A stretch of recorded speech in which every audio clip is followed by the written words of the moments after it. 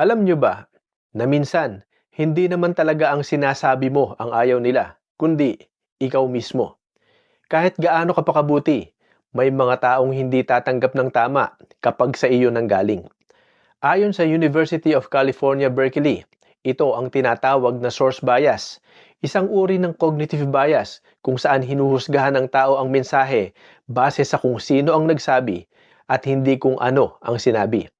Sa pag-aaral ng Harvard Kennedy School, 68% ng respondents ay hindi sumang-ayon sa isang ideya kapag galing ito sa taong ayaw nila, kahit pareho lang ng sinabi ng taong gusto naman nila. Ibig sabihin, minsan hindi ka pinupuna dahil mali ka, kundi dahil ayaw nilang tama ka. Kaya, kahit anong buti ng sabihin o gawin mo, may sasabihin pa rin silang masama. Hindi dahil mali ka, kundi dahil natatamaan ng pride nila kasi ikaw ang nagsabi. Tandaan, hindi nawawala ang halaga ng diamante kahit basurero ang may hawak. Ganon din ang salita.